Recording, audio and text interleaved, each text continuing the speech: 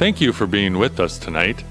This meeting has been brought to you in part by Let Grand Forks International Airport help you start your next vacation off on the right foot. Grand Forks International Airport offers flights to the sunny destinations of Orlando, Las Vegas, and Phoenix on Allegiant, and connections anywhere in the world through Minneapolis-St. Paul on Delta. Forget the hassle of long drives, parking nightmares, and stressful check-ins. The convenience of flying locally means less headaches and more time for you. Grand Forks International Airport, your airport, simply grand. Know what's in this box? Well, in case your crystal ball is broken, here's a hint. Safe, reliable energy, for starters, but there's also a commitment to this community.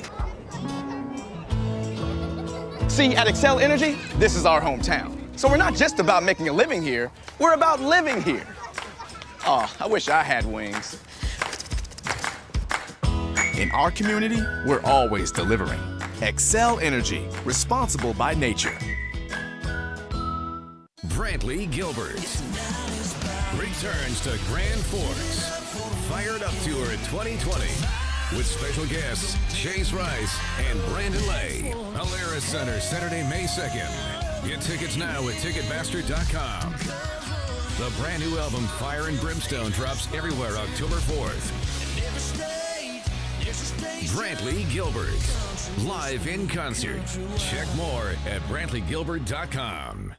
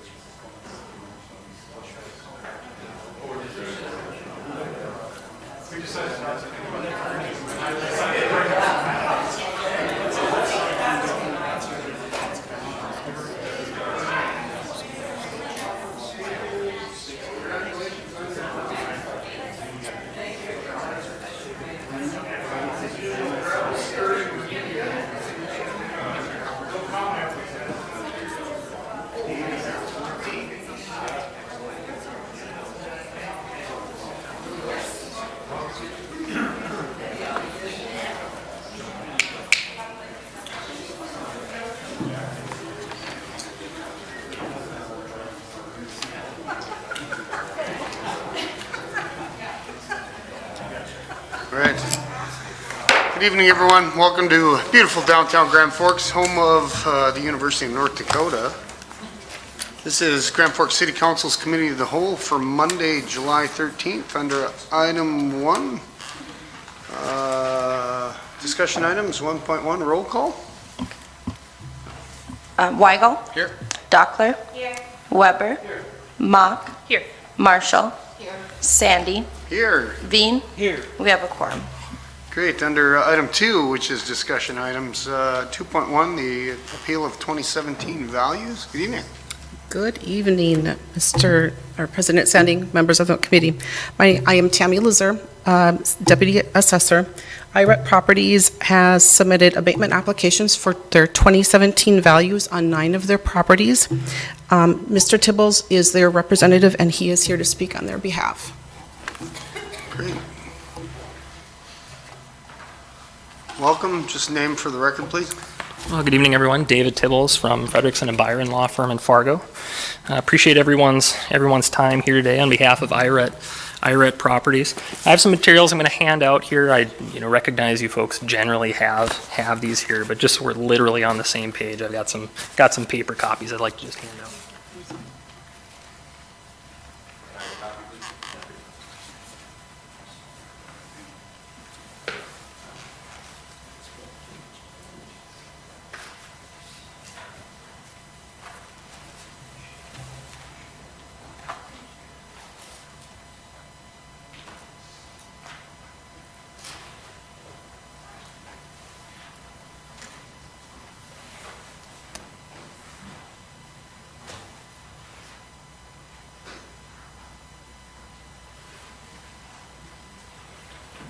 Mr. Hodak, do you have a copy of this information? Just going to ask if he had one.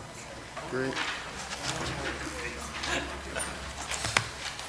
Okay, like I said, you folks, generally have that information there, but I just like having it on dead trees there, just so that we can refer to that there together. So like I said, David Tibbles on behalf of IRET Properties. I'm here to talk about really four apartment complexes. Appreciate everyone's attention here today. I want to be respectful of everyone's time tonight, but if you allow me just a few introductory remarks that are going to apply to each of these properties, I'd appreciate that. In that binder there, you've got a few things. At the very front is, I guess, kind of the front within the actual binder there. There's a summary memo that kind of outlines abatement process. You folks are familiar with that, but then also the generally speaking, the calculations that the taxpayers are using there. And then at each one of those tabs, 1, 2, 3, and 4, there's the actual data that's kind of underlying those requests. And really what it is, it's rent rolls and financial statements for these apartment complexes. And then finally, just one last thing I'd like to draw your attention to right now. In the front of your binder, I've got, it's just kind of an outline, quick little table there. And essentially what that is, it's just providing an overview of the 4 complexes that we're talking about here tonight. And then it has sort of on a complex by complex basis, the as assessed value, the value that was requested in the application, and then also the value that we're able to demonstrate just based on some income approach calculations. Now you'll notice on the agenda in front of you there are 9 parcels to act on there. Each one of those, there's an application for abatement on each one of those parcels there. But when I talk about these properties, I'm talking about the complexes, the apartment complexes in general, and you'll see some of them, but not all, actually go across multiple parcels there. So just a little bit of background on that. Excuse me one second. Mr. Yeah, Hodak, what's the impetus of, do we have to act on these items this evening? This seems like a considerable amount of information to get right at the time where we're supposed to actually take any sort of action. Yeah, Mr. Sandy and members of the committee, I think what you'll hear tonight is these appeals basically come down to a cap rate. We've agreed on that. Our cap rate's lower than his, so his value is higher than ours. It really does come down to that. I think we will be able to act on these. We'll give him his opportunity to speak. Tammy will respond, and I think we'll be able to come to some conclusion tonight. Okay, thanks, sir. I'll get to that in just a moment here, but maybe just a few introductory remarks that'll apply to each of these properties. I just appreciate Appreciate a couple moments just to speak to those briefly. First off, it's clear under North Dakota law that the city and then ultimately the county board has the obligation to determine true and full value on properties based on all the information that's available. This process is not meant to be an appeal of the city assessor's office. It's really meant to be sort of a revaluation, a revisitation of all the information that's available for purposes of coming to that value.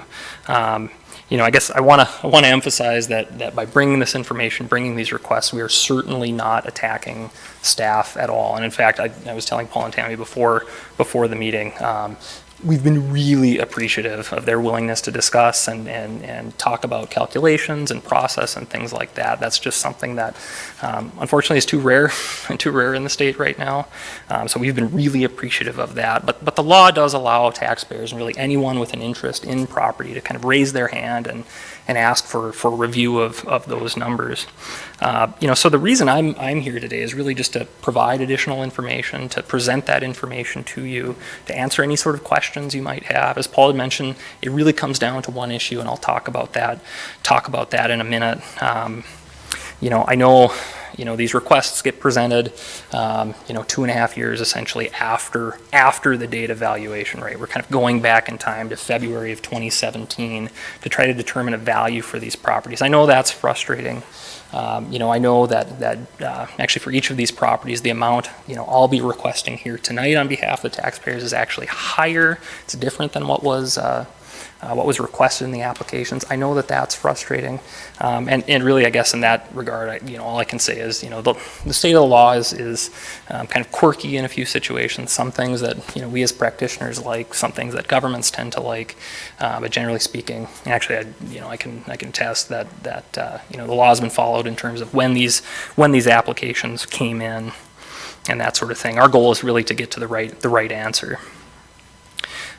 The second sort of point I'd like to make is again, just the issue before you is true and full value of the property. The definition of that term from the statute is actually on page 2 of the very first pages in your binder there, and it specifically allows you to consider the productive capacity of a property for terms of valuation. You folks are familiar with the 3 generally accepted valuation methods. The calculations that we're presenting here today are all based on the income capitalization approach. That's something that the North Dakota Supreme Court has specifically approved of. And our position is really that income approach is the best approach for valuing commercial properties like these apartment complexes, because the market for these properties is investors, right? It's not just you and me looking for a home. It's folks that are buying these properties for investment purposes. A cost approach, maybe more worthwhile with regard to residential properties. I mean, the materials in your kitchen and your bathroom really do matter. The cost to install that matters, but for these property owners, it's really about what sort of income they can generate, and they value properties on that basis. So I guess, and I was telling Paul and Tammy this before the meeting, I've been doing this, kind of throughout the state here over the last month and a half here. We represent taxpayers all over North Dakota with their abatement requests. And at this point, after I kind of give my introductory remarks, what I generally do is I go through this whole binder and kind of talk through each of our calculations for each property involved. And I'm certainly happy to do that. I can tell you that with some hearings I've been at, that can go on for 2 hours. Again, happy to do that. But as Paul had mentioned, what this is really coming down to is a question of the cap rate used in our calculation. So I'd like to just kind of get to brass tacks and talk about that there. We had a great discussion with Paul and Tammy last week over the phone where we compared notes. We talked about the calculations that we're providing here, the calculations that the approaches that they had used when originally valuing the property. And what it came down to, we realized that it really was just that final step in the income approach that causes the difference between our end results here. Just to step back for a moment and talk about that income approach. You're essentially coming up with a mathematical formula to figure out what sort of income property can generate. And the final two steps in that calculation are really net operating income and then that capitalization rate. And what we discovered was that in terms of net operating income, we are right there. Our calculations that we present here, in terms of that second to last number, the net operating income, we're within spitting distance of each other. It's very close, and I don't view it as worthwhile. The taxpayers here don't view it as worthwhile to argue that here. So really what we want to focus on is that capitalization rate. What is the most appropriate cap rate to use? So if you look at, well, I can kind of point out where, essentially where we're using that. Maybe if you, just as an example, turn to, let's go page 8 in that initial, the first pages of your binder there. You'll see at the very bottom of that table for capitalization rate, the rate that we're using is 8.5% as sort of our base capitalization rate. Now you see that we ultimately then do plug in another number, that ETR effective tax rate of 1.69% to get to a higher number. But 8.5% is the cap rate that we use, and we consider that an unloaded number, right? That's a number that's before the ultimate tax rate gets plugged in there. So 8.5%. And what we're doing is we're leveraging both regional and market data to get to that number. There's some CoStar survey data of the Grand Forks market that lends credence to that number, and then there's also Realty Rates has a kind of a Midwestern average cap rate that we use to come to that number. So that 8.5% there. We know from talking with Paul and Tammy that generally, and I see that was in your staff report there too. Generally speaking, what they're using for the Grand Forks market for apartment buildings in terms of a cap rate is between 7.5% and 8%. But we need to make sure we're not comparing apples to oranges there. That's actually a loaded number, 7.5% to 8%. That then sort of implies, we'll call it a 6.5% unloaded cap rate that they're using. So we're comparing 6.5% that the assessor's office is using to the 8.5% that we're presenting in these numbers and these calculations there. So 2% difference, sometimes that doesn't seem like a lot, but it is certainly significant in the context of these calculations here. So there's a difference. There's a difference there. Now, what causes that difference? Certainly with regard to cap rate, you need to keep an eye on the market, right? You need to look to, sort of outside information to get a sense of what that appropriate cap rate to use is. Like I said, we used some regional and then market data to come up with that number. Just within the last few days, we've seen some additional numbers that kind of lend credence to that. I can tell you that IRET actually had an investment advisor do an analysis of their properties really throughout their entire footprint, came up with cap rate numbers for each of those markets, and what they ultimately concluded was, for IRET's Grand Forks properties, their entire Grand Forks portfolio, an appropriate number would be 7.5%. So there's that. There's also some CoStar information that has a kind of more of a general Grand Forks market analysis. That at that time, sort of, we'll call that first quarter of 2017. Again, that's the kind of the date that we need to keep in mind here. They figure a number between 7 and 7.2% is an appropriate number. Stepping back even farther, Realty Rates has a Midwestern regional rate that they view as appropriate at 8.5%, right? So that's some of the context that's there. We've actually looked again here and we found some additional information. I confess I did not hand this out, but I can certainly do so. We actually found just within the last few days here some additional CoStar comparable sales just within Grand Forks, and I'll talk about those maybe in just a second there, that generally speak to capitalization rates between 7.75% and 8.1%. So you can see there's a difference there. You need to rely on sort of what's available in the market there. So those are some additional numbers. Now, based on the information that we know, again, just kind of the discussion that we've had with Paul and Tammy, we understand that, for instance, for the first property on your agenda, the Ashland properties, generally speaking, what they're leveraging is, from some comparable sales analysis, capitalization rates between 6.15% and 6.92%. We think that that's unusually low. We just think that that's low, and I understand that that's some information out there that's available, and I will certainly grant that we have a different perspective, sort of a different relationship with cap rates, in terms of the taxpayers here, right? I mean, IRET buys and sells properties. They have a different perspective on what cap rates are out there, but we just view that 6.15 to 6.92 analysis as just unusually low.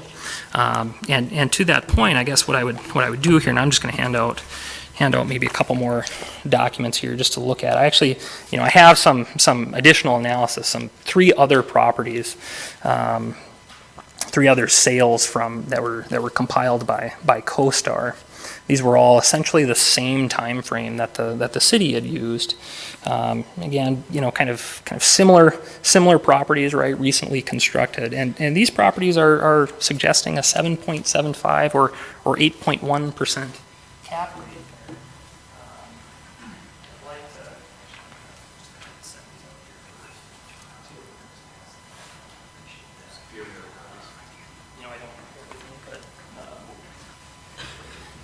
So just kind of pass those down there for your folks' review there. We think that ends up being a more accurate representation of what the Grand Forks market is showing in terms of what cap rates are. What cap rates are out there. Again, this is kind of going back in time. We have to go back in time, and this actually goes to a few years before the valuation date here. But this is I think pretty close data. And you'll notice just on that second page, talking about that first sale, highlighted there, cap rate for that transaction 7.75%. The one I really want to draw your attention to here, though, is that second sale. I'm sorry, that sale was in 2013, correct? That's right. That's Yes, right. And just to that was 6 years ago, right? Right. And that's a good point. And again, in terms of comparables, right? There's some, properties are unique, right? No comparable is exactly an exact image of what what the market would necessarily require of any given property, but kind of on the other hand there, that is essentially sort of the same time frame that the city had been using in terms of its own comparable sales analysis there. Just kind of the final point I'd like to make here, just to bring your attention to that second sale. This is sort of page 3 of that packet there.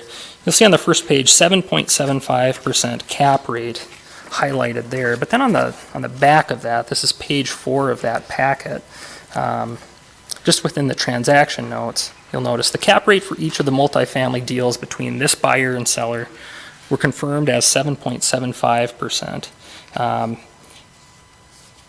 Each of the multifamily deals between the buyer and the seller, and so that really does sort of imply that multiple properties were analyzed at that 7.75% cap rate. I think that's something worthy of consideration there. That's not just this one there. Again, like I said, IRET actually views, just in terms of the analysis that it had a third-party investment advisor provide, views its entire Grand Forks portfolio at that 7.5%. So we think that ends up being kind of a more accurate representation of the market at that time. Again, this is 2013, right? And it's not exactly February 1st, 2017, which is the date that we need to have in mind there. But we think that actually comes up with a little bit more accurate representation than the kind of the mid sixes that the city is requesting there.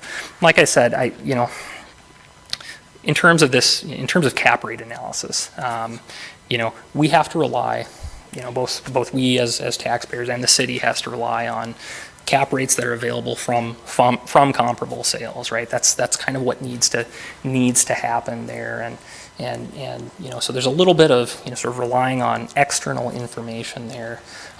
Again, we think that 6, kind of mid-6s is low. Okay, we think that the 8.5% that supports the calculations that we have here is more accurate. You might think that it's somewhere in between, and you can certainly do that. In terms of kind of what the decision is here, right? The kind of the low basis is what was in the application. Can I ask you a question? Yeah, certainly. You provided information on 3 different sales, correct? Right, that's right. Sale number 2 and sale number 3 are of the same building, from the same people, selling the same people. How could the same people sell that building twice in 6 months? Right.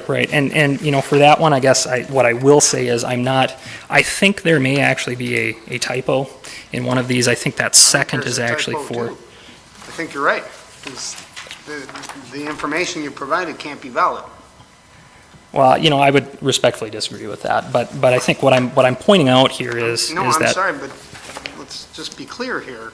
You provided documentation that shows that a building was sold from one person to a different person on 2 different occasions. So what are we disagreeing about? That Well, I guess- it didn't actually happen, or? No, I think that these are 2 separate sales. You'll notice in that page 3, recorded buyer, we're talking about seller is McEnroe Place 5 LLC, and on page 5 there's McEnroe Place So LLC you're selling 6. the seller information was wrong in the second one. Well, I'll point again then to the buyer there. You'll notice McEnroe Apartments ND 5 LLC, and then McEnroe Apartments ND6 LLC. I think the typo here. Got it, okay. I think the true- typo. Well, I don't know, the true seller, I'm just going by what you provided. I think the typo here is in the title of these 2 properties here. I think the second one at the very top is labeled McEnroe Place 6 Apartments, and I believe it's actually 5. 5. And if you look at, Got it. Same, generally same buildings, same square footage, they were built. It would be right next door. Same time. Yeah, it would be right next door, and that's Very something good. that I'd actually looked that up on, just in terms of the property records here Perfect. today, just to make That sure I we were set understand. on that. Thank you. Yeah, certainly. But I guess my point in providing that information is just, what we think is really confirmed data with regard to what cap rates are available here. The transaction notes are essentially generated based on information provided by the seller in these regards here, and what they're saying is it's that 7.75 or 8.1%. That's what we think is a little bit more adequate representation of what the market was in 2013, but then also kind of just in terms of comparison by 2017 there as well. Like Paul had mentioned, that's really all this comes down to, is what is the appropriate cap rate to use. We think, and I'm here to request, calculations based on the numbers that we provide here, and that's all based on an 8.5%. You might think it's somewhere in between, and that's certainly okay. We're certainly happy for and would certainly appreciate any sort of consideration of anything, whether it's in the middle there. We certainly be happy for any sort of relief as well. So with that, certainly happy to answer any questions, whether it's with regard to this data here, whether it's with regard to our calculations. Like I said, I'm certainly happy to walk through all of that, but I guess, out of respect for everyone's time, I don't think that's worth fighting. I've got a quick question. Does IRET own other properties outside of Grand Forks? Yes. Fargo, Bismarck, elsewhere? It's, North Dakota and then other states as well. Right. Did they appeal their 2017 true and full values of all of their properties in all the other communities? I don't believe it's all. I don't believe it's all. But is it most? And in general, was it cap rate in every community was the issue? It has been an issue. Right. I will say that. Okay. I can tell you that. And I mean, gosh, it's public knowledge, right? I mean, I was these hoping folks, you could save us all some time. Yeah. These folks, have appealed in other jurisdictions in North Dakota. I can't tell you just right offhand how many it was, or I don't think it was all of them. But this is something that certainly comes up in other jurisdictions as well, and frankly with regard to other taxpayers as well, the cap rate issue. Mr. Weigel? I guess I've got one question for you. Do all these people know that you just entered their names and addresses into the public record?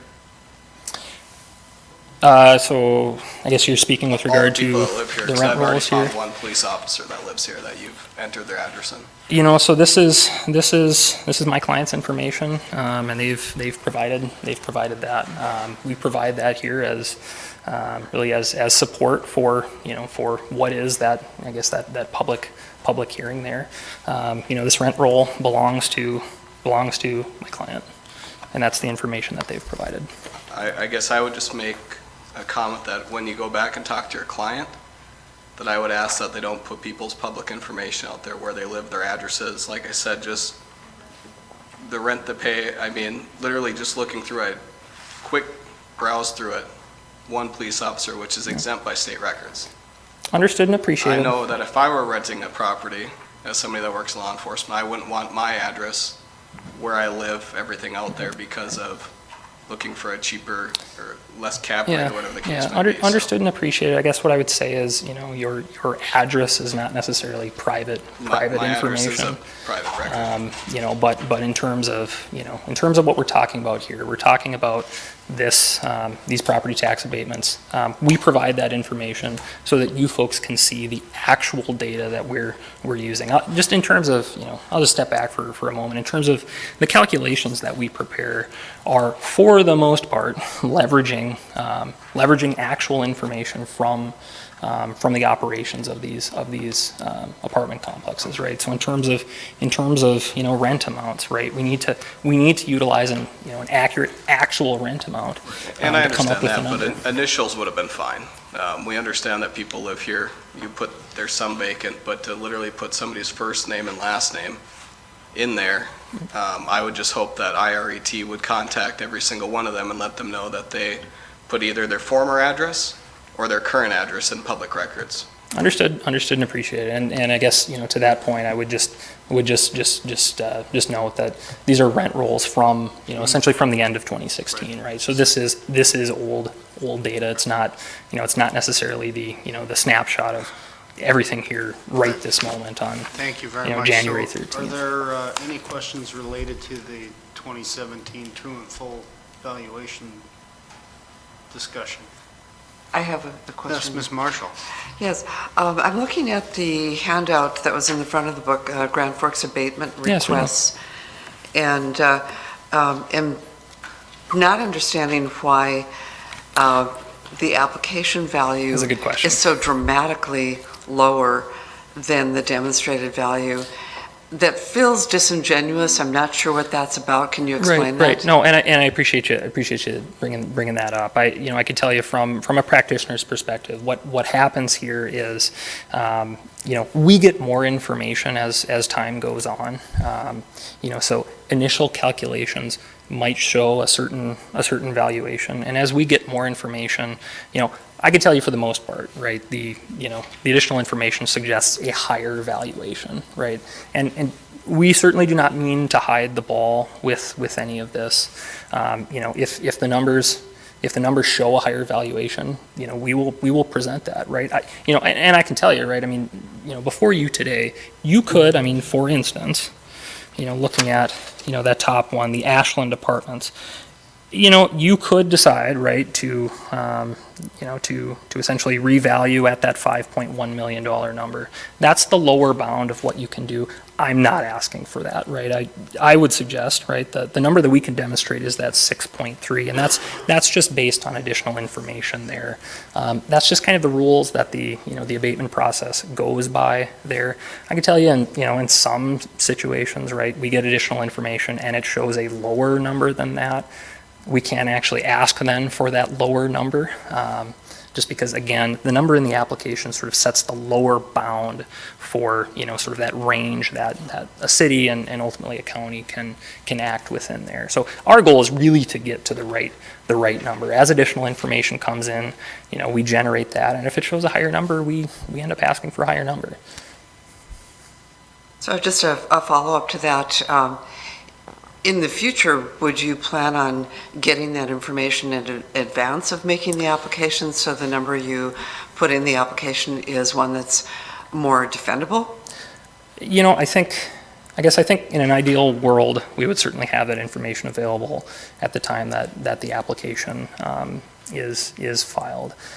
Those aren't the rules, unfortunately, and that's just kind of a matter of state law. There again, there are some quirks to how this is set up. I can tell you, for instance, the deadline for filing these is November 1st. A few years after the date of valuation. That seems weird to me, right? That you can go, essentially go back several years.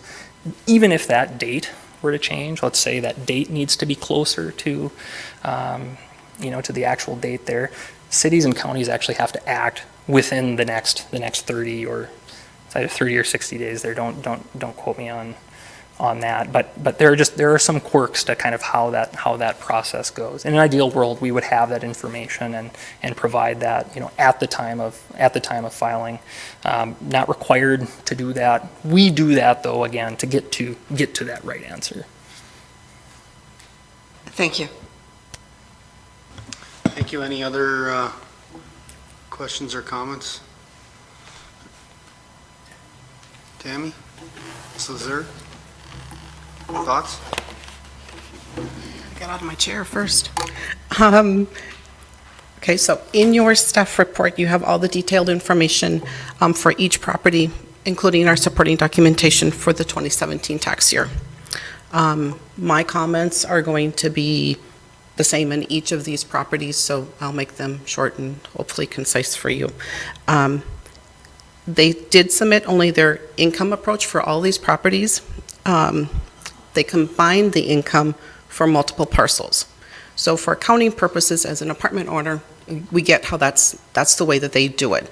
But from assessment purposes and by law, we value properties by each parcel. So to combine the parcels for valuation purposes, your valuation can change. That by combining them in value, your valuations are going to change. We again looked at all three approaches to value. That documentation is in your staff report. When you use only one approach to value, though, that doesn't provide you sufficient evidence of value. That's why we use all three. Each approach to value has its flaws and its positives, and each one captures something a little bit different. So when you are using only the income approach, it does, in this situation, it does simply come down to difference in cap rates. As you stated, our net operating incomes in each of these cases are like almost spot on, very, very close. Cap rates that we have used are coming from our local market. We're using them just like we would, if they were to sell their properties, we would come up with the same cap rate methodology to derive that cap rate out of that.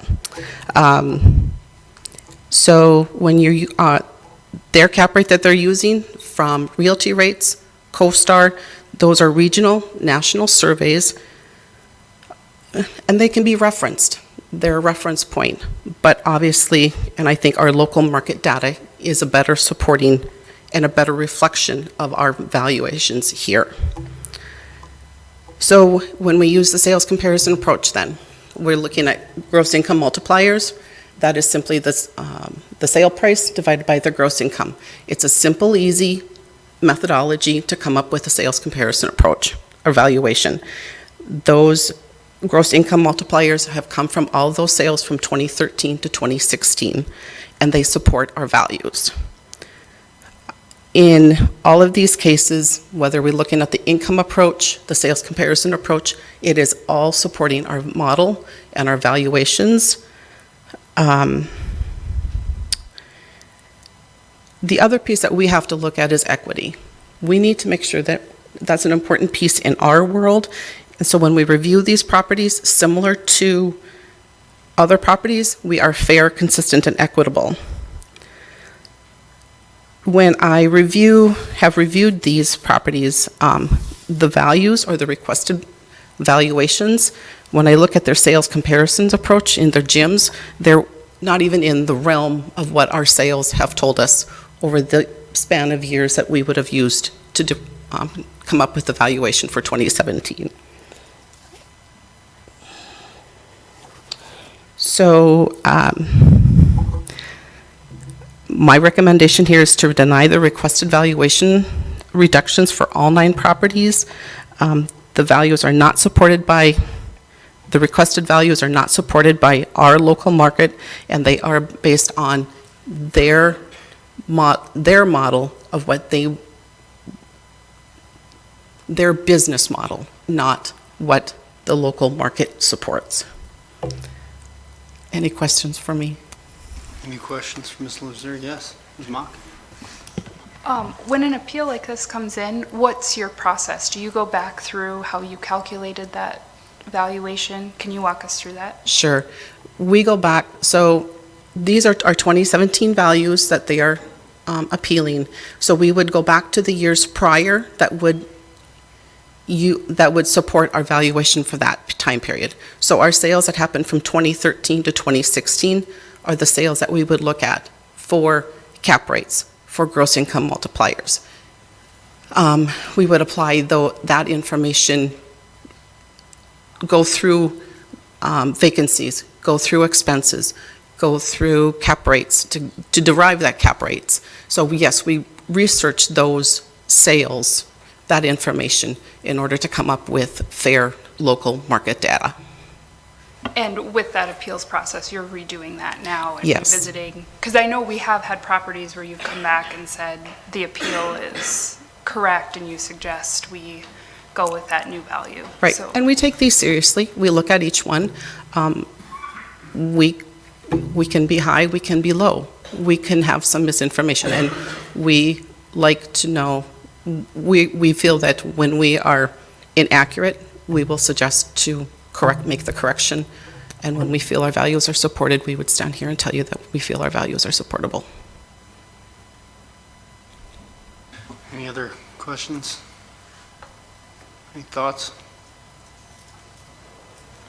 I'll make a motion to support city staff's recommendation. To deny the appeal? Correct. Is there a second? Second by Mock. Any other comments? We're taking them all together, right? Unless anyone has any issues and wants to break them apart. Seeing none, all those in favor of the motion signify by saying aye. Aye. Opposed, same sign. Motion carries unanimously. Thanks so much for your time, folks. Appreciate Thank it. you. Great. Item 2.2, CVIC grant request. Mr. Phelan? Council President Sandy, we don't need to act on this particular item, but just I want to give some background just because I've had this on the agenda for the last few meetings. CVIC came to the city of Grand Forks, and Chief Nelson and I have been working with them over the last few weeks. What happened is that they have relied upon a grant. It's approximately a $500,000 grant that goes over 3 years. The Department of Justice changed the requirements, so instead of CVIC being able to receive this grant directly, it needs to go to a city or a county, and also they need to share that grant between the city and CVIC. So we have been working with them to try to find a way forward. It is it's a violence against women grant, domestic violence and sort of thing. And so as we've worked through it, we've suggested that they work through the county, and I think that's what CVIC is doing currently. And so I would anticipate the CVIC grant item is going to end up on the county commission agenda. The grant more so specified rural outreach within the county and in smaller cities. The other thing is with a federal grant, you can't supplant what you're already doing, and we should be very proud in the city of Grand Forks that we have a police department through Chief Nelson's leadership we already are doing a lot of these activities. And so there's a kind of a narrow window that we could even participate because we're doing a lot of these things already in our operation. So that's kind of where it is. They didn't ask for money from the city of Grand Forks. They just need a conduit, and it looks like the county of Grand Forks will be a better conduit moving forward. So that's kind of a summary of why it was on there, working through it. I think we've landed with a county being a better agent for this. Thank you, Mr. Phelan. Item 2.3, list of designated depositories. Mr. Vattenzahl. Good evening.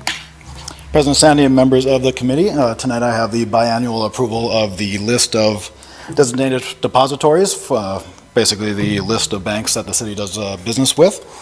The list will be very similar to what we've had in the last couple years, And I have basic financial information on each of these banks in the packet. Additionally, I just want to let everybody know that we have finished a request for proposal for banking services. We have that link live on the city website currently, and we will be advertising in the Herald later this week. I've already contacted all these banks that are on this list, as well as a few others that have expressed interest in gaining the city's business.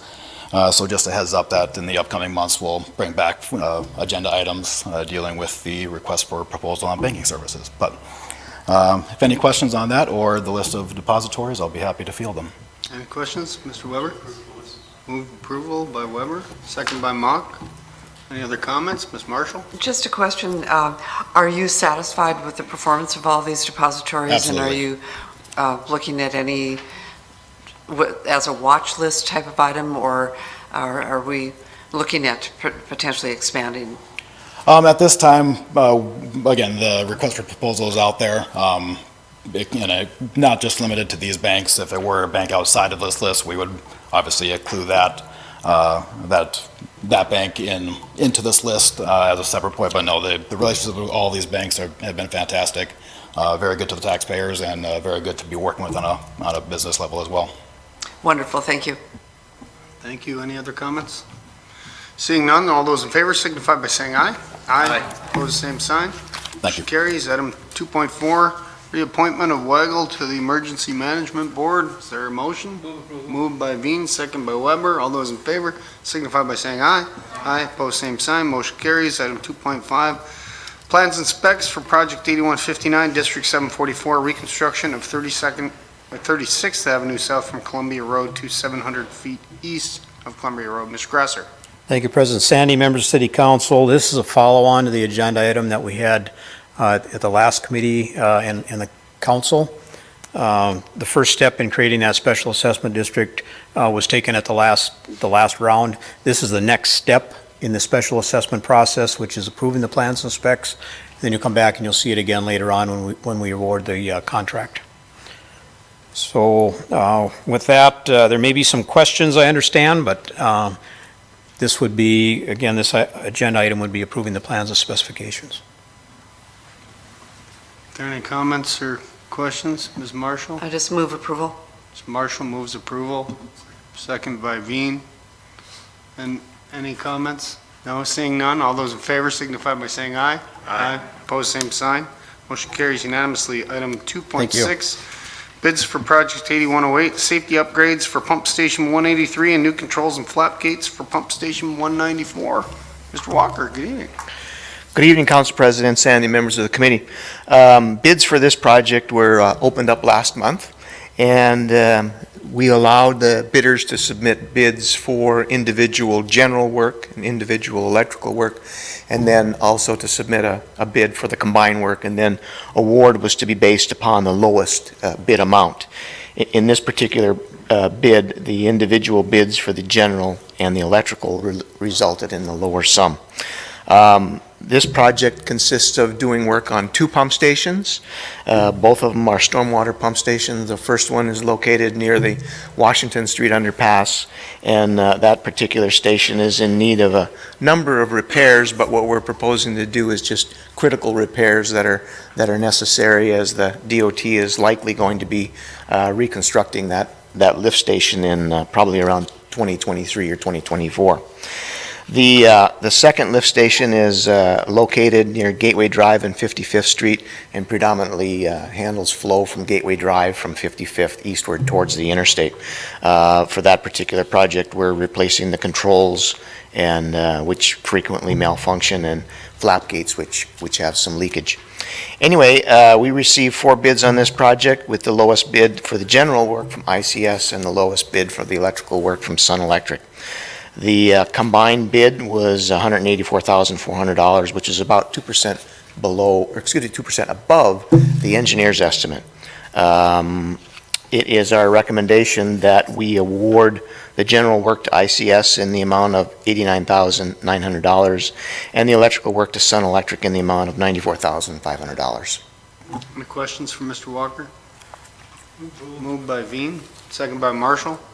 All those in favor signify by saying aye. Aye. Opposed, same sign. Motion carries unanimously. Item 2.7, Project 8193-2020 bridge inspections. Mr. Walker.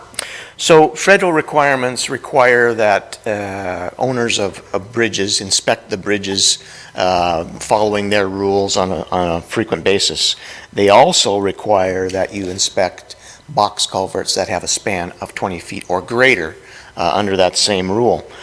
In the past, the DOT has been inspecting bridges for the city, but they no longer wish to provide that service. They provide that service for all the cities within North Dakota, as well as all the counties within the state of North Dakota. The DOT is in the process of hiring a consultant to do these bridge inspections and would direct their consultant to inspect city bridges if we agree to pay them for the cost of that service, which is the purpose of the agreement that is before you. Now, the city certainly could hire their own consultant to inspect the bridges.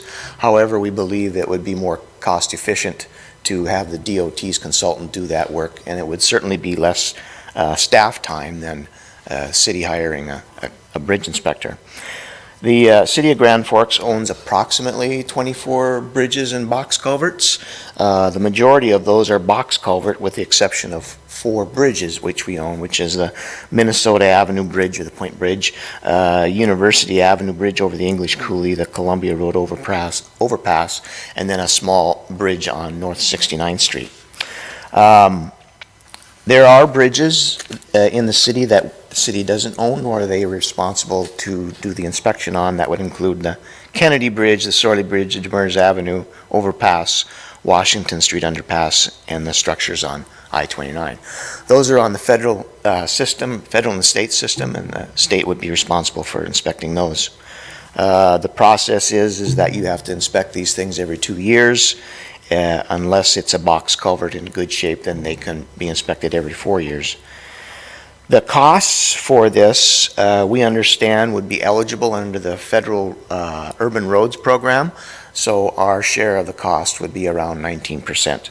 The last thing I'll bring up is that all the bridges that the city owns that comply with this inspection service are included in this agreement, with the exception of the Minnesota Avenue Bridge or the Point Bridge. The intent there is that East Grand Forks is currently obligated to inspect that bridge as required by Minnesota DOT, and the intent is that the city of Grand Forks and East Grand Forks cost share in that inspection, and then share that inspection report with Minnesota DOT as well as North Dakota DOT. We will be bringing that agreement to you sometime in the near future. With that, our recommendation is to approve the agreement with North Dakota DOT for bridge inspection and load rating services. Mr. Weber? Can you give us a ballpark of what that 19% would look like? You know, I can't. In the past, the DOT has done these inspections, and they've been rather reasonable in cost because they're charging out their time. What a consultant would charge the DOT, I don't know that number, but I know it's going to be a lot less than if we had to hire them and we had to manage them. Moved by Weber, second. Ms. Marshall, do you have a comment? I have a question. Yeah. Okay. Second by Veen, first of all, Okay. but then go on. Yeah, then I'll ask my question. And I know, I was interested in the same information that Mr. Weber was asking about. Is this a cost shift from the DOT providing this service for free to us paying the 19% now? Or did I hear you say that there was actually a cost to the city even when the DOT was directly providing it? My understanding is there's a cost even when the DOT did the inspections. I remember looking at least one of those bills, and it was a pretty modest amount that they were charging. I'm assuming what they were doing at the time was they were charging the majority to the federal fund and then charging us for a 19% share. I will also say that we will know in the future what our share is going to be, and if for any reason we feel that we can get a better rate by hiring a consultant ourselves, we would look at doing that. Okay, thank you. I think, Mr. Walker, the bottom line is we're going to get stuck with this one way or another, and this is probably the cheapest alternative we have.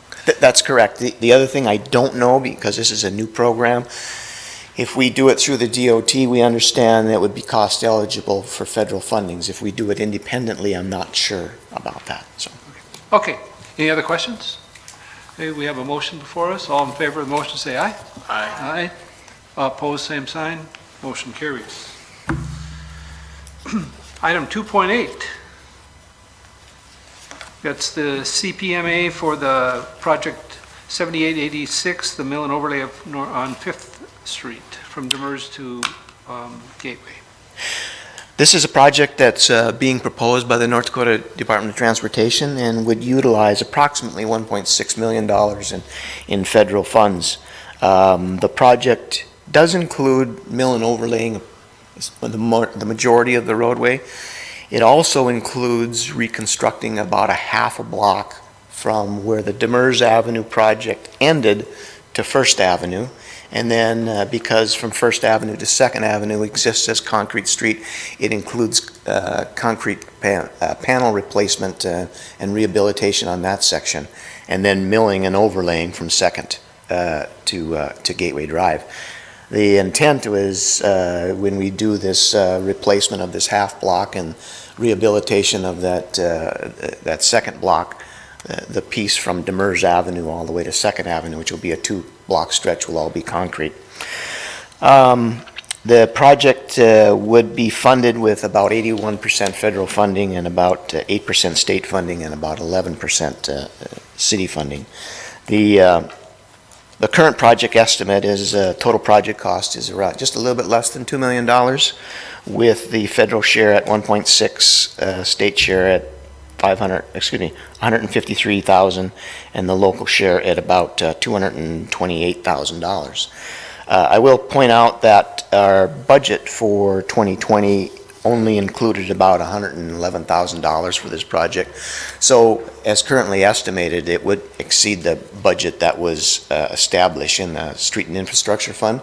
The intent of funding that overage would be is to use monies from other projects that were budgeted within that fund that underran the cost estimate or that were not pursued that year. And if there would be insufficient funds, we would recommend you doing a budget transfer, or excuse me, a budget amendment. This project is proposed to be bid at the DOT February 7th. So we will be back at the next Committee of the Whole meeting with this project for approval of plans and specs. And then the following meeting, we'll be back again for approval of bids. With that, we would recommend approving the cost participation and maintenance agreement with the DOT and any necessary budget amendments. Okay, thank you, Mr. Is there any questions? Motion? Motion by Weigel, second by Doctor. Any other discussion? All those in favor of the motion say aye. Aye. Opposed, same sign. Motion carries. Thank you. Item 2.9, Grand Forks Air Force Base Partnership Letter of Intent for Refuse and Recycling Services. Good evening, Vice President Dean, members of the committee. For this item, this dates back to discussions in 2014 when the City of Grand Forks administrator team under the leadership of Mayor Brown participated in initial scoping meetings with the Grand Forks Air Force Base 319th Air Base Wing under the leadership of then Commander Paul E. Baumann, Colonel of the United States Air Force. And I've provided some background as to that planning process, which included a series of scoping meetings hosted at both City and Grand Forks Air Force Base facilities. And as a result of that, the Grand Forks Air Force Base requested to become part of the Air Force Community Partnership Initiative. And so the U.S. Air Force describes the Air Force Community Partnership Initiative as a process to leverage military installation and local government capabilities and resources to reduce operating and service costs or reduce risks in support of the Air Force mission. And so this letter of intent is in regards to a public-public partnership with the base. And that's under our strategic plan goals of the Base Retention and Investment Committee The city currently has various service partnership agreements with Base, and operations staff, under the direction of the city administrator, has worked with Grand Forks Air Force Base leadership and operations personnel to review their current level of services and refuse and recycling that's provided at the base operations area. And so at this point, we're in the middle of a final process of completing their business case analysis. And that involves us looking at their current level of services. And so we've been out to the base and taken a look at those operations, ensuring that we our services align with the types of services that they're providing. And that's led to the next step, which is this letter of intent. And the following step will be to come back to you for approval of an agreement, potential agreement, and that would also include a cost basis, and also including that in our cost of service going forward. Their intent, they have a current contractor and subcontractor, and that has gone through an extension, a 6-month extension, which goes into this summer. And then their intent is to proceed with the City of Grand Forks. And we currently already do business with the base in terms of our landfill. And so those are pass-through costs we currently are charging to them, but through their contractor that oversees that contract. And so that's a pass-through. And then we also have the same recycling contractor. And so there's some economies of scale here, certainly, going forward. So we intend to look at putting all of that together and providing services and assistance to them. And this really assists the base in concentrating on their core services. And so with this letter of intent, this is the next step following, as I said, a business case analysis and bringing back to you the costs that we propose, and then the base's analysis of that in terms of their requirements for this program and for your consideration from there. Will there be a different cost for the airbase, or will it all be considered one when we're done? So the way that this would work is we have certainly current rates that we charge for these types of services. We're providing that to them. At the same time, we're evaluating their current level of service with a drop site on the base for recycling. And then some commercial collections and things that we're trying to refine those costs at this time based on the service level that they want. And so that's part of that business case analysis and making sure that we've connected all of those things into what we would propose. And so we would see that analysis at some time in the future? This Correct. is just the intent, but the numbers financially haven't all been Correct. identified. We're refining that. And part of that now is that we're trying to bring that out into 2024. And so that's part of that cost of service analysis, because they want to be able to establish their budget going forward. And so we're refining those numbers. So this is the next step. And certainly in this letter of intent, we do state in here that it's a non-binding letter of intent and constitutes an indication of our interest. And so that's the point that we're at today. Thank you. In part, we're being good neighbors. But also, thanks to Mr. Phelan and Mr. Ford over at the county and the mayor and others at the county, this is important in building that relationship that goes beyond just being good neighbors and supports future possible missions to the base, etc. Especially since it's just a letter of intent at this point. This is a no-brainer. I'm happy that it's coming forward, and I'll move approval. We have a motion. Do I have a second? A second? Council Vice President Bean, I think that's a very good point. These are intended to be win-win circumstances. The base wins, the city wins. It's not intended for the city to not charge what the cost is, but I think, as Leroy said, preliminarily, it looks like a good business case. And so that's why they want to go to this next step. And I would say over the next month or two, you're going to see the final business case, and it looks like everything's checking out. Of course, they have to have somebody outside of themselves review the business case. That's what they're doing currently. And when I've been at the Pentagon, it's kind of sometimes hard to believe, but I've been in rooms in the Pentagon where they brought up, people know that what kind of partnerships we're working on, including this one that they brought up. So even at the highest levels, that these things are important because they want to make those bases as efficient and as effective as possible. And you may not know this, but I think within the last year or so, they did privatize their water and wastewater systems along with their electrical and gas systems. So they're trying to get back to running a military operation and city type operations, either give it to a private contractor, or if there's a partnership with the city, let's do that and let's focus on what the mission is of the at the Grand Forks Air Force Base. So you answered the question I was going to ask. So water and wastewater, we would not be involved in the future, at least they're under a different contract. They are, yep. There's a contractor out of Minot that got the bid. And that same contractor is doing the similar underground services, water and wastewater at the Minot Air Force Base. We still have the agreement as part of the water supply. The Air Force Base did not give that up. So we're still the water supplier to the Grand Forks Air Force Base, but the underground lines are now managed under a 50-year agreement. The reason why the Air Force did that is they're undercapitalized, and it was a way to privatize and then over a 10-year period have a lot of infrastructure renewal occur in a short amount of time by privatizing, just because they don't have enough military construction to make that happen. So, they got too many weapon systems and all those kind of things. The priority will not be replacing water mains at our Air Force bases. Okay. And I want to say, number two, is thanks for Lee Ray and her staff for working on this. And I would say of all the meetings I'm part of, working with city forces, with Grand Forks Air Force Base forces, trying to find win-win solutions. They really are some of the most positive meetings that I'm able to be part of. So I want to thank Lee Ray for that.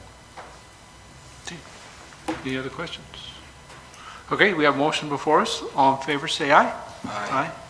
Opposed, same sign. Motion carries. Any other business? Announcements? Ready for adjournment? No motion? All right, motion, Bach, second. Right. All those in favor say aye. Aye. We are adjourned. You got a couple minutes and I do.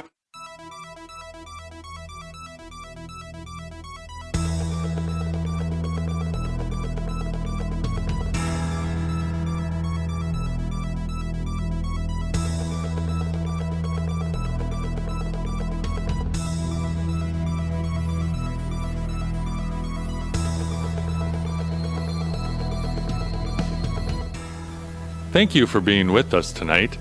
This meeting has been brought to you in part by Let Grand Forks International Airport help you start your next vacation off on the right foot. Grand Forks International Airport offers flights to the sunny destinations of Orlando, Las Vegas, and Phoenix on Allegiant, and connections anywhere in the world through Minneapolis-St. Paul on Delta. Forget the hassle of long drives, parking nightmares, and stressful check-ins. The convenience of flying locally means less headaches and more time for you. Grand Forks International Airport, your airport, simply grand. Know what's in this box? Well, in case your crystal ball is broken, here's a hint. Safe, reliable energy, for starters, but there's also a commitment to this community. See, at Xcel Energy, this is our hometown. So we're not just about making a living here, we're about living here. Oh, I wish I had wings. In our community, we're always delivering. Xcel Energy, responsible by nature. Brantley Gilbert returns to Grand Forks. Fired Up Tour 2020 with special guests Chase Rice and Brandon Lay. Alara Center, Saturday, May 2nd. Get tickets now at Ticketmaster.com. The brand new album Fire and Brimstone drops everywhere October 4th. Brantley Gilbert, live in concert. Check more at BrantleyGilbert.com.